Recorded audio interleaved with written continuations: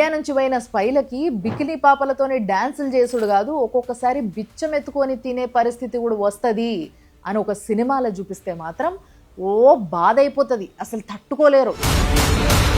దేశంలో ఇప్పుడు ఈ దురంధర్ సినిమా పైన, వందే మాతరం పైన బాగా డిస్కషన్స్ జరుగుతున్నాయి.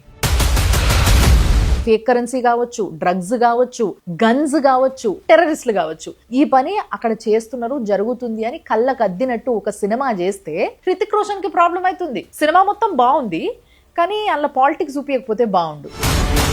అసలు పాలిటిక్స్ ఎదిగేదే, పాలిటిక్స్ ఆధారపడి నడుస్తున్నదే టెర్రరిస్టుల పైన రా, పాకిస్తాన్లా.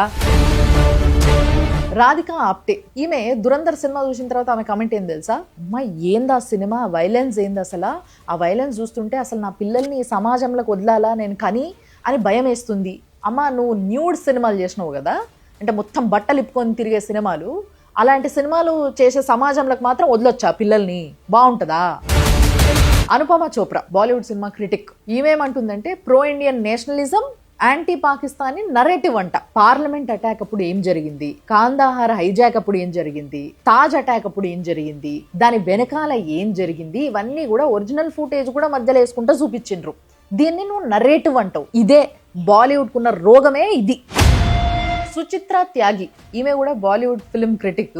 Aditya Dhar makes the bizarre choice of cutting two real audio recordings that were recorded between the terrorists and their handlers. ఒకవేళ సినిమాని సినిమాలాగా తీస్తేనేమో ఇది ఒక ప్రాపగాండా అని చెప్పుకోవచ్చు.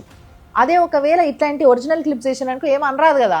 అందుకోసం ఏంది అసలు ఇట్లా చూపించేసిండ్రు, అట్లెందుకు వేసిండ్రు, డైవర్ట్ కాదా, మూడు చేంజ్ అయిపోదా, ఇట్లాంటి డైలాగులు అన్నట్టు. ఇంకొక బాలీవుడ్ సినిమా క్రిటిక్ ఇషితా సేన్ గుప్తా, పాకిస్తాన్లో మన పైన ఇంత కుట్ర జరుగుతుంది, ఇంత అరాచకాలు చేస్తున్నారు, మనోళ్ళు దొరికితే ఆడా అని చెప్పేసి చూపిస్తే మాత్రం క్రష్, అబ్సెషన్, దీన్నే ఏడుపు అంటారు. కన్న తల్లిని పొగుడుతుంటే కూడా తట్టుకోలేరనమాట, కడుపు మండిపోతుంటుంది. అలాంటి జాతి